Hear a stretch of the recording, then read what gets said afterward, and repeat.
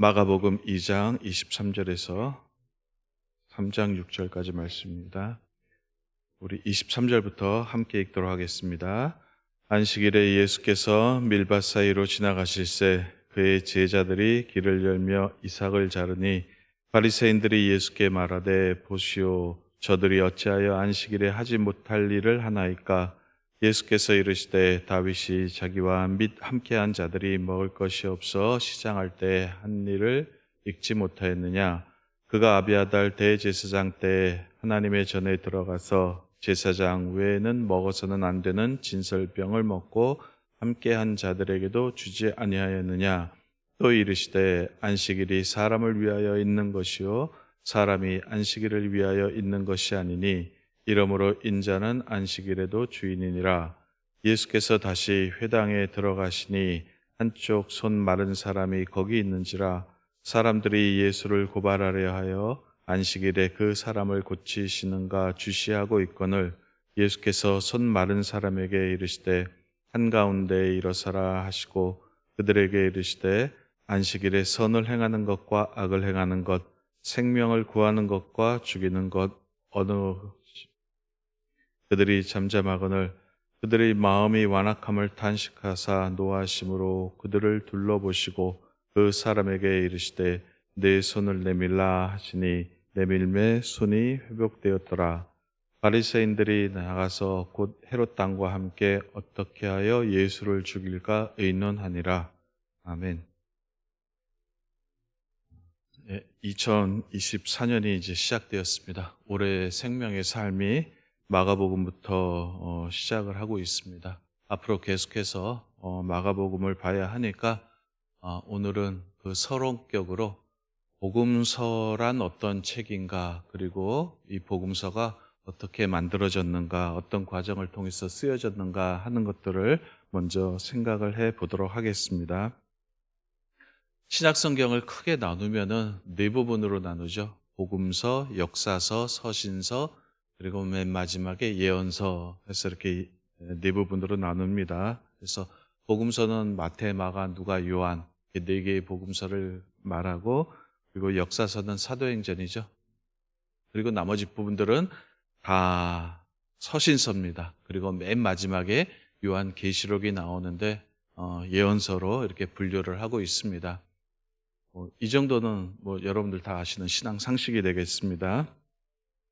이 성경이 쓰여진 순서를 보면은 복음서가 신약 성경에 제일 먼저 앞에 나오니까 복음서가 먼저 쓰여지고 그 다음에 이렇게 서신서가 쓰여졌겠거니 이렇게 생각을 하시는데 그렇지 않습니다. 반대입니다. 제일 먼저 쓰여진 것들은 이제 서신서들이 먼저 쓰여지고 그 다음에 나중에 이제 복음서들이 이제 나오게 됐는데 이 복음서 가운데 제일 먼저 쓰여진 책이 이제 마가복음이죠. 마가복음이 제일 먼저 나오고 그 다음에 이제 순서대로 이렇게 나오게 되는데 마가복음이니까 이제 마가가 썼다고 알려졌겠죠. 마가가 썼는데 그렇다고 해서 여러분들 이렇게 생각을 하시면 안 됩니다. 마가가 그 당시 예수님을 졸졸졸 따라다니면서 마치 신문 기자가 사건 현장에서 취재하고 보도하듯이 그렇게 썼을 거라고 생각하시면은 이건 안 되고요.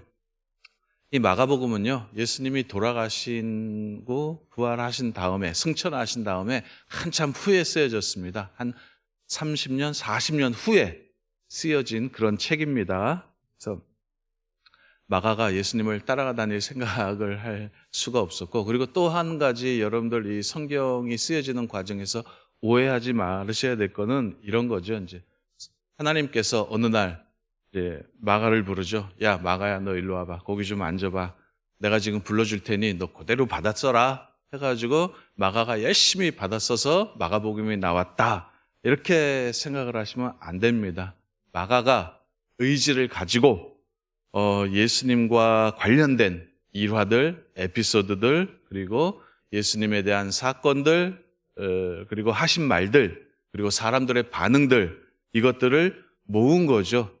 딱 수집을 해서 취사 선택을 해서 하나의 책으로, 하나의 작품으로 이제 연결해 놓았죠. 이렇게 해서 마가복음뿐만 아니라 이제 복음서가 탄생을 하는 거죠. 그리고 우리는 그 각각의 과정에서 성령께서 역사하셨다라고 이렇게 믿고 있습니다. 뭐 쉽게 생각하시면 이렇게 생각하시면 돼요. 만약에 우리 교회 역사를 쓰겠다라고 했을 때 예를 들어 가지고 이제 창립 30주년을 맞이하여 서산 본향교회 30년사를 만든다고 이제 하겠습니다. 그러면 이제 천상 이제 담임 목사님, 원로 목사님 중심으로 써야겠죠. 그래서 원로 목사님에 대한 다양한 에피소드도 모으고 설교문, 녹음 파일, 신문 기사, 했던 말들, 그리고 성도들의 기억들을 채집을 할 것이고, 그리고 모아진 것 가운데서 버릴 건 버리고 필요한 부분은 취합하고 편집, 각색을 거쳐서 이제 30년사를 만들어 내겠죠. 이게 이제 보통 정상적인 과정이겠죠. 마가복음도 그렇게 만들어졌다 하는 그런 뜻입니다. 하나님께서 어느 날 마가에게 나타나셔서 받았어! 해서 이렇게 해서 탄생한 책이 아니라 마가가 의지를 가지고 예수님에 관련된 일화들, 에피소드, 하신 말들을 모아가지고 쓴 책이 바로 이 마가복음입니다. 그래서 이 마가복음을 읽을 때 중요한 것은 뭐냐면 기록 목적과 이 편집 의도입니다. 기록 목적이라 하면은 이 책을 왜 기록했을까? 글쓴이의 의도가 있겠죠? 그게 중요하고 또 한 가지 중요한 거는 편집 의도인데 이 편집 의도라 하면은 이 복음서의 주인공이 누구죠? 예수님이잖아요. 그죠?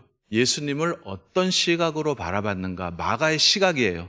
마가가 예수님과 그 예수님에 관련된 예수 사건들을 어떤 시각에서 바라봤는가 하는 것들이 굉장히 중요하죠. 이 복음서는요, 단순한 예수님의 일대기가 아닙니다.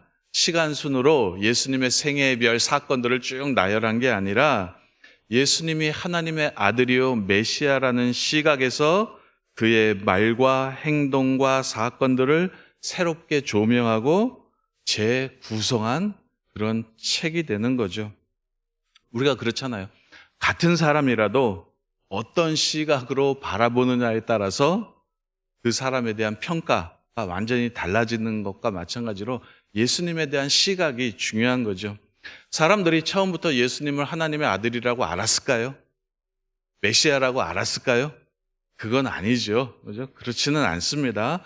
그냥 예수님이 사역하실 때, 활동하실 때 사람들 생각은 그냥 말 좀 잘하고 뭐 신기한 일을 벌이는 나사렛 출신의 시골 청년 정도로 알았을 겁니다.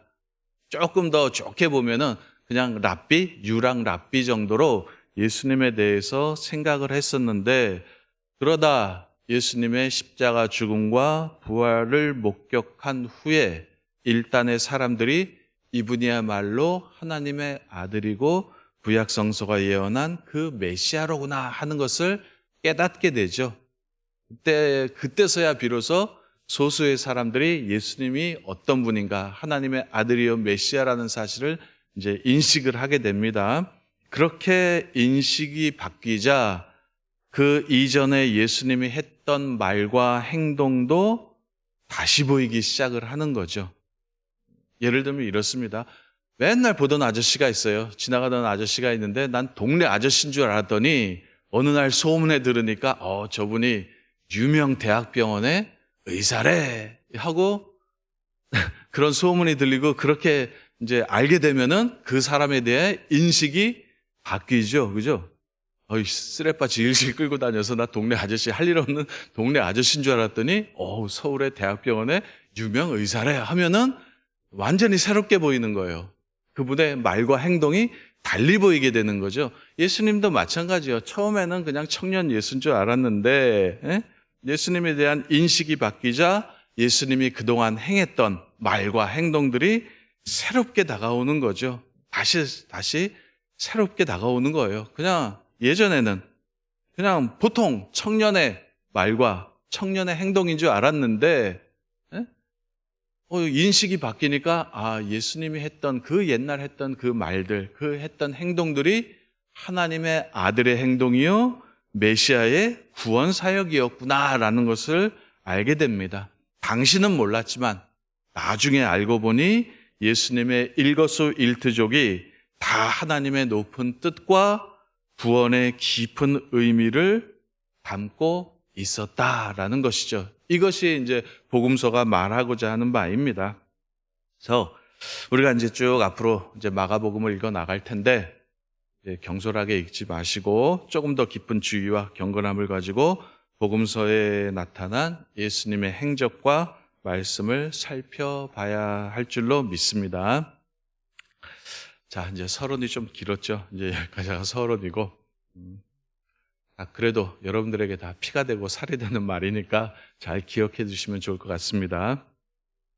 사실 설교는 여기서 끝내도 되는데 본문 안 다루고 가면은 여러분들이 좀 서운해 하실 것 같아가지고 간단히 좀 핵심만 짚어보도록 하겠습니다. 오늘 본문은 일명 안식일 논쟁이라고 일컬어지는 그런 부분입니다. 사실은 이 부분이 안식일에만 해당되는 것이 아니라 율법 전체와 관련된 그런 문제입니다. 유대인들이요, 자기 목숨보다 더 소중하게 여기는 것이 있었습니다. 한 3가지 정도 되는데, 첫 번째는 뭐냐면 성전이에요. 성전 굉장히 귀하고 소중하게 여겼고요. 두 번째는 할례 의식 있죠. 나는 유대인이다, 하나님의 백성이다 하는 표시인 할례, 요거 중요하게 여겼고요. 또 하나 중요한 게 뭐였냐면은 안식일입니다. 요 3가지, 성전, 할례, 안식일, 요거는 유대인들이 굉장히 중요하게 여겼습니다. 근데 요거를 다르게 표현하면은 성전 규례죠. 제사 의식, 제사 규례, 그리고 안식일 규례라고 말을 하고, 이런 규례와 규범들을 통칭을 해서 율법이라고 말을 합니다. 이런 여러 가지 규례들을 다 모아놓은 것을 이제 율법이라고 하는데, 이 율법은 유대교의 근간이고 유대인들이 굉장히 자부심을 갖고 있었죠. 하나님께서 주신 거다, 우리만 특별하게 주신 거다 하면서 굉장히 자부심을 가지고 철저하게 지켰던 그런 부분들입니다. 그래서 이 율법이 자체가 무너지면은 우리는 아무것도 아니다, 우리는 존재 가치가 없다라고 생각할 정도의, 그들에게 있어서 굉장히 중요한 것이 이 법이었는데, 율법이었는데, 이 부분만, 율법만 건드리면은 유대인들이 아주 히스테릭한 반응을 일으키죠. 그게 바벨론이든 로마든 아주 죽자사자 덤벼듭니다. 그래서 그만큼 유대인의 삶에 가장 중요했던 것이 뭐냐면은 이 규례들,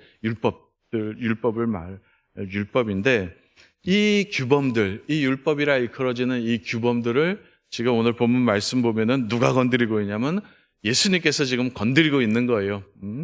유대인들이 절대화시켰던 어떤 성전 규범들, 규례들, 그리고 안식일 규례들을 예수님이 상대화시키고 있는 것입니다. 그래서 여러분들도 아시다시피 예수님께서 성전에 들어가서 한번 뒤집어 엎으셨죠. 감히 누가 그런 짓을 하겠습니까? 그죠? 예수님께서는 상대화시킨 거예요. 유대인들이 절대화시켰던 어떤 성전, 안식일, 이런 규례들, 규범들을 예수님께서 상대화시켰습니다. 성전도 한번 뒤집고 오늘 본문에서 보는 것처럼 안식일 규정도 무시를 하셨죠. 예수님께서 율법을 하찮게 여기셨다는 그런 뜻이 아니라 유대인들 보기에 그렇다라는 뜻입니다. 유대인들 보기에 예수님의 태도가, 야, 저놈은 율법을 무시하는구나, 아주 하찮게 여기는구나 라는 생각이 들 정도로 예수님께서 그렇게 행동을 하셨다는 겁니다. 결국 이것 때문에 예수님께서 나중에 유대인들의 눈에서 벗어나 십자가에 이르게 되죠. 3장 6절에 잘 나오죠. 바리새인들이 나가서 곧 헤롯 왕과 함께 어떻게 하여 예수를 죽일까 의논하느라. 예수님께서 율법을 건드려서 그래요. 그들이 절대화시켰던 율법을 상대화시켜서 그런 건데, 그렇다고 여러분들이 이 율법에 대해서 안 좋게 생각하시면 안 됩니다. 율법, 나쁜 것, 안 좋은 것 이렇게 생각하시면 안 되고, 이 법이란 거는요, 선한 겁니다. 법이란 건 선한 거고요, 마땅히 있어야 되고, 당연히 우리는 이 법을 지켜야 됩니다. 율법이라고 해서 특별하게 생각하시는데 그냥 법이라고 생각하시면 됩니다. 우리 입장에서 보면 그냥 헌법 하는 그런 법이죠. 법이라고 생각하시면 됩니다. 유대인들의 헌법이에요. 유대인들의 헌법인데, 이 법이라는 것은 그 자체로는 선해요.